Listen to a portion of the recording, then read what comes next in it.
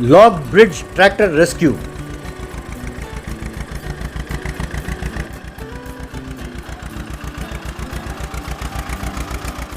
धर्मपुरी नाम के गांव में एक धनवान रहता था। उसका नाम था बिंद्रा। वो बहुत लालची था। उसका बहुत सारा खेत था। वो किसानों को अपना खेत किराए पर देता था। हर साल किसानों से वो किराया वसूल करता था। उसके पास बहुत सारे ट्रैक्टर भी थे। गरीब किसानों को अपना ट्रैक्टर किराए पर देता था। वो अपनी मर्जी से खेत का और ट्रैक्टर का किराया बढ़ाता रहता था और गरीब किसानों से ज्यादा पैसे वसूल करता रहता था। उसकी पत्नी थी चमेली। बिंद्रा चमेली से बहुत प्यार करता था। कुणाल नाम का युवक बिंद्रा का खेत किराए पर लेकर खेतीबाड़ी कर रहा था। बिंद्रा के ट्रैक्टर किराए पर लेकर खेत जोतता रहता था। फसल बेचकर जो पैसे मिलते थे उसमें से बिंद्रा का किराया देता था। कुणाल एक अच्छे दिल वाला व्यक्ति था। वो अपने घर पर हर रोज गरीबों को मुफ्त में भोजन कराता था। गरीब बच्चों को ट्रैक्टर में बिठाकर उन्हें घुमाकर उन्हें खुश करता था। गांव में यदि कोई बीमार होता तो उसे ट्रैक्टर में बिठाकर शहर के अस्पताल तक ले जाता था। उस गांव में एक नदी बहता था। जब भी ऊपरी इलाकों में बारिश के कारण पानी बढ़ जाता था तो वो पानी नीचे आकर सड़कों में बहने लगती। तब सड़क के दोनों ओर सारी गाड़ियां रुक जाती थीं। तब लोग बहुत परेशान होते थे। एक बार उन गांव वालों से कलेक्टर आके मिले। मेरे प्यारे धर्मपुरी गांव वालों, आप लोगों ने कई बार दरखास्त किया है कि इस गांव में नदी के ऊपर पुल बनाया जाए। अब सरकार ने ब्रिज बनाने की मंजूरी दे दी है। बहुत जल्द कॉन्ट्रैक्टर्स को बुलाकर टेंडर डालने के लिए कहेंगे। बहुत जल्द ही पुल बनाने का काम शुरू हो जाएगा। आप सबको ये खुशखबरी सुनाने के लिए ही मैं यहाँ आया हूँ। ये सुनकर सब खुश हुए और सबने ताली बजाई। ये देखकर बिंद्रा के मन में लालच जगी। अगर ये ब्रिज का कॉन्ट्रैक्ट मुझे मिल जाए तो मैं करोड़पति बन जाऊंगा। ये कॉन्ट्रैक्ट किसी और को ना मिले, ऐसा कुछ करना होगा। यूं सोचकर अगले दिन जाकर कलेक्टर से मिला और एक सूटकेस भरकर पैसे उन्हें रिश्वत के तौर पर दिया। उनसे उसने फरियाद किया कि कॉन्ट्रैक्टर उसी को दिया जाए। अरे बिंद्रा साहब, आप बड़े व्यक्ति हैं। अब आपको मना करने की हिम्मत मुझ में तो है नहीं। मैं जैसा कहता हूँ आप वैसा कीजिए। आप बस इतना ख्याल रखिए कि कोई और कॉन्ट्रैक्टर टेंडर डालने ना आए। आप अपने ही लोगों से कई डमी टेंडर डलवाएं, तब मैं ऐसा कुछ करूंगा कि वो कॉन्ट्रैक्ट आपको ही मिले। यूं बिंद्रा को ही वो कॉन्ट्रैक्ट मिला। एक दिन कलेक्टर ने वो पैसे वाले सूटकेस बिंद्रा को सौंपा। बिंद्रा जी, ये लीजिए सरकार द्वारा दिया गया एडवांस पेमेंट। मैंने अपना इन्फ्लुएंस का इस्तेमाल किया और काम शुरू होने से पहले ही सरकार से आपको एडवांस दिला दिया। पर मेरा कमीशन ना भूलें आप। काम जल्दी शुरू कीजिए बिंद्रा जी।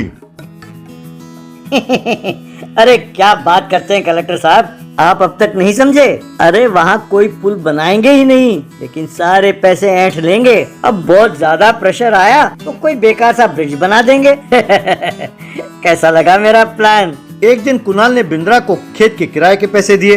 बिंद्रा जी, आप हर रोज खेत का किराया और ट्रैक्टर का किराया बढ़ाते जा रहे हैं, फिर भी ये गरीब किसान कुछ नहीं कहते। पर जब हम सबको पता चला कि आपने ही वो पुल बनाने का कॉन्ट्रैक्ट लिया है तो सबको चिंता होने लगी है। कृपा करके इस मामले में आप हमारे साथ अन्याय ना करें। अगर आपने नदी के ऊपर पुल बनाया तो हमें ही नहीं, आपको भी उसमें लाभ होगा। कृपा करके वो पुल जरूर बनाएं। तब बिंद्रा ने उसे जोर से लात मारा तो वो उछलकर दूर जा गिरा। क्यों रे गरीब कमबख्त, अब तू मुझे बताएगा कि क्या अच्छा है क्या बुरा? वहाँ कोई पुल वुल नहीं बनने वाला। जो करना हो, जिसे कहना हो जाकर कहो। तब बेचारा कुणाल वहाँ से चला गया। एक बार बिंद्रा की पत्नी को एक सांप ने डस दिया। वो बेहोश होकर नीचे गिर गई। तब बिंद्रा ने उसे एम्बुलेंस में बिठाकर शहर की ओर ले जाने लगा। जब वो नदी के पास से जा रहा था तो नदी में बाढ़ आई और बाढ़ के पानी से सड़क भर गया। तब एम्बुलेंस वहीं फंस गई। हे भगवान, अब मैं क्या करूं? अगर देरी हो गई तो मेरी पत्नी जिंदा नहीं बचेगी। अब मैं क्या करूं? कहकर दुखी हो रहा था। तभी कुणाल ट्रैक्टर में वहां पहुंचा। साहब आप चिंता बिल्कुल ना करें, आप अपनी पत्नी को मेरे ट्रैक्टर में बिठाएं, मैं नदी को पार कराता हूँ। तू चमेली को ट्रैक्टर के ट्रॉली में लिटा दिया। बाद में सब गांव वालों ने मिलकर 2 बड़े पेड़ के तने को पानी में फेंका। कुणाल ने बड़े ध्यान से और संतुलन ना खोते हुए उस ट्रैक्टर को नदी पार कराया। ट्रैक्टर में बैठा बिंद्रा बहुत परेशान था। आखिरकार ट्रैक्टर पुल को पार कर गया। ये देखकर गांव वालों ने खुशी से ताली बजाई।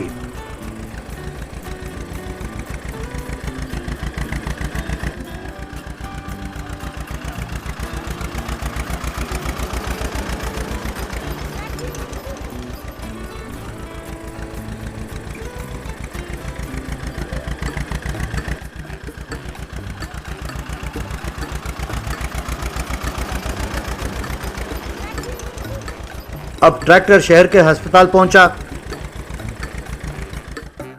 डॉक्टरों ने सही वक्त पर इलाज किया और चमेली की जान बचाई। बाद में बिंद्रा में बदलाव आई और उसने उस नदी के ऊपर पुल बनाया और सब आराम से आने जाने लगे। 3 मैजिकल एलिफेंट्स। नवाड़ा नाम के गांव में एक आदमी 3 हाथी और एक बंदर को नचा रहा था। उन तीनों हाथी के नाम थे जॉन, जॉनी, जनार्दन। वो व्यक्ति, आओ भाई आओ, मजेदार खेल देखो, बंदर का खेल देखो, हाथी का खेल देखो, देखो वे कैसे नाचते हैं, आओ भाई आओ कहकर उनसे तमाशा कराता था। लोग तमाशा देखते और खूब ताली बजाते हुए पैसा फेंकते। बाद में उसने उन तीनों हाथियों को एक एक केला दिया। छी, कितना कंजूस आदमी है ये। इतनी देर हमको नचाता रहा और आखिर में एक केला देता है। अरे यार, हम घर कैसे लौटेंगे? इस कमबख्त से बचेंगे कैसे? हे भगवान, तुम ही बताओ। ये सब तुम दोनों की वजह से हुआ है। मैंने कितने बार कहा था कि जंगल से बाहर ना जाओ, पर तुम दोनों सुनते कहाँ हो। मुझे भी जबरदस्ती ले आए। अब देखो इस कमबख्त के हाथों फंस गए। अरे तुम दोनों कभी तो सुन लिया करो। अरे ज्यादा बकवास किया तो तुम्हारे दांत तोड़ दूंगा। तुम हम दोनों से छोटे हो, तुम हम बड़ों को नसीहत देते हो। हाँ, छोटे हो, छोटे की तरह रहो, फिर कभी हमें नसीहत ना देना, समझे? अरे भैया, मैंने गलत क्या कह दिया? अपने मम्मी डैडी भी तो कहते रहते थे कि जंगल से बाहर ना जाया करो। पता नहीं वे दोनों बेचारे कितने परेशान होंगे। अगर आप दोनों मेरी बात मानने के लिए तैयार हो तो यहाँ से बचकर जाने का एक रास्ता है। अगर मंजूर हो तो बोलो, मैं बताता हूँ। ठीक है, बकवास बंद करो और बताओ वो आइडिया क्या है? ये कमबख्त रात होते ही दारू पीकर सो जाता है। वही टाइम है जब हम यहाँ से बचकर भाग सकते हैं। अगर हम अपने केले बंदर मामा को दे दें तो वो हमारे रस्सी खोल देगा, तब हम यहाँ से भाग सकते हैं। अरे वाह, कमाल है, हमारा भी दिमाग काम करता है। ठीक है ठीक है, तुरंत बंदर मामा को पटाना होगा। इस तरह तीनों हाथियों ने बंदर को केले दिए और उसे समझाया। बहुत अच्छे, बहुत अच्छे, बहुत बढ़िया सोचा है तुम तीनों ने। मैं वैसा ही करूंगा जैसे तुम कहते हो। मेरी ओर से एक और आइडिया देता हूँ। वो साथ वाले गली में एक घर में एक मिनी कार, मिनी स्कूटर और साइकिल है। उन पर बैठकर तुम तेजी से यहाँ से फरार हो सकते हो। कैसा लगा मेरा idea? Good luck to you. अगले दिन उस आदमी ने इन चारों जानवरों के साथ फिर से खेल दिखाया। आओ भाई आओ, इन हाथियों का खेल देखो, बंदर का नाच देखो कहकर आवाज देने लगा।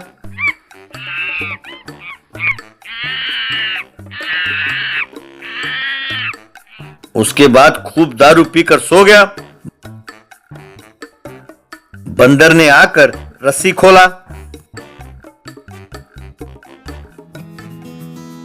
हाथी वहां से भाग गए। जॉन कार चलाते हुए, जॉनी स्कूटर चलाते हुए और जनार्दन साइकिल चलाते हुए वहां से भाग गए। सवेरा हुआ, फिर भी वो उन गाड़ियों में जा रहे थे। तीनों एक जगह रुके। भैया, सुबह हो गई। अब अगर किसी ने हमें इन गाड़ियों में जाते हुए देख लिया तो मुसीबत हो सकती है। हमारे मालिक के साथ साथ इन गाड़ियों के मालिक भी हमें ढूंढ रहे होंगे। जंगल यहाँ से थोड़ी दूर पर ही है, चलो यहाँ से पैदल जाते हैं। अरे तुम अपना मशवरा देना बंद करो। इस सड़क पर यूं मजे से गाड़ी चलाते हुए जाएं, तब भी हम जंगल पहुंच जाएंगे। और तुम हो कि कहते हो पैदल जाएंगे, पैदल जाएंगे, हैं? तुम्हारा दिमाग ठीक है? हम नहीं आने वाले, तुम चाहो तो जाओ पैदल। अरे यार, रात भर गाड़ी चलाते हुए इतने दूर पहुंच तो गए, फिर वो हमारे पीछे इतनी जल्दी कहाँ से आ सकते हैं? अपने आप को ज्यादा होशियार ना समझो। तुम्हें इसी बात का जलन है ना कि हमारे पास कार और स्कूटर है? क्योंकि साइकिल चलाने में तुम्हें तकलीफ होती है ना। तुम्हें इसी बात की चिंता है और इसे छुपाने के लिए ना जाने क्या क्या बहाने बनाते हो। यार जॉन, चलो हम चलते हैं, अब इससे क्या बात करना है यार। यूं जॉन और जानी वहां से चले गए। थोड़ी दूरी पर एक पुलिस चेक पोस्ट मिला। इन दोनों हाथियों को देखकर एसआई, एक कांस्टेबल्स, लगता है ये हाथी जंगल से भाग आए हैं, इन्हें तुरंत पकड़कर जू वालों को सौंपना होगा। फॉरेस्ट डिपार्टमेंट वालों को बुलाओ, इन्हें बांधकर ट्रक में चढ़ाना होगा। ये सुनकर जॉन और जानी परेशान हो गए। यूं उन्हें ट्रक में ले जाने लगे। तभी जनार्दन माँ बाप के साथ सड़क के बीचों बीच खड़े हो गए। पुलिस वाले उन हाथियों को देखकर डर गए और वहां से भाग गए। तब जनार्दन ने जॉन और जानी को छुड़ाया। फिर सब मिलकर वहां से जंगल के अंदर भाग गए। जनार्दन, आज अगर तुमने हमें ना बचाया होता तो हम जिंदगी भर उस जू में पड़े रहते। अरे यार, हम समझ गए कि तुम बहुत होशियार हो। इतने दिन हमने तुम्हारा अपमान किया, उसके लिए हम दोनों माफी चाहते हैं भैया। अरे भाई, इसमें समझदारी की क्या बात है? बड़े हमें बताते रहते हैं कि क्या अच्छा है क्या बुरा। उनका अनुभव हमेशा हमारे काम आता है। अगर हम उनकी बात माने तो हमें कोई तकलीफ नहीं होगी। अब से हमें चौकन्ना रहना होगा। तब से वो तीनों भाई जंगल में खुशी खुशी रहने लगे।